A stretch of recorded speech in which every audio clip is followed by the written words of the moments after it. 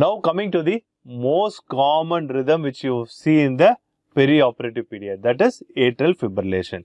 Here hemodynamics is okay, and here you can see the atrium just fibrillating but ventricle is contracting normally. And if you look here, this is the right atrium and this is the left atrium due to mitral stenosis. This is slow AF.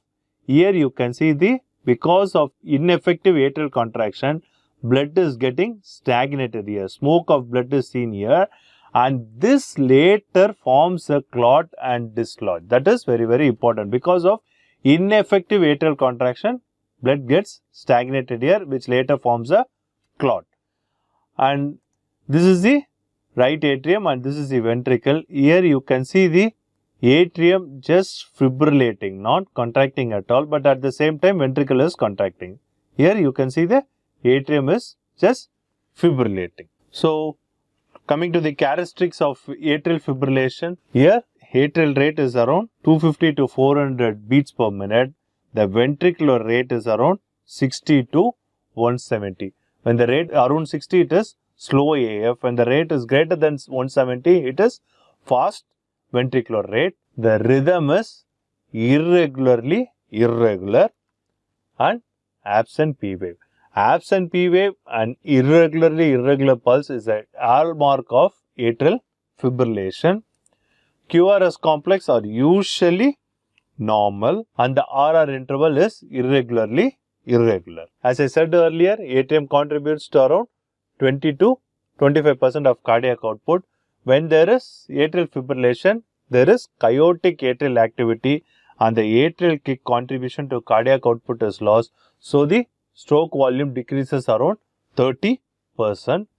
Coming to treatment, if there is hemodynamic compromise, you go with synchronized cardioversion at 50 joules.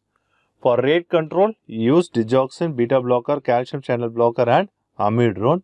Another important thing is, as I said earlier, because of stagnation of blood, there might be clot formation. So whenever you give a shock, you have to be very, very careful. Consider anticoagulation before and after elective cardioversion. Now coming to another important rhythm which can be seen in a deeper plane of anesthesia. Here there is no P wave. That is the nodal rhythm. You can see the blood pressure and the pulmonary artery pressure relatively normal. Here there is no P wave. The rate is around 40 to 60 beats per minute. The rhythm is regular, but the P waves are absent. The QRS complex are normal and the RR interval is regular. Here usually no treatment is required. Once the patient awakens, automatically the P wave appears. We can withhold drugs that may depress the SI node like digoxin if associated with hypotension or sign of poor perfusion. For example, you are not able to feel the pulse because of the nodal rhythm. You can try anticholinergics atropine. You can give a small bolus of ephedrine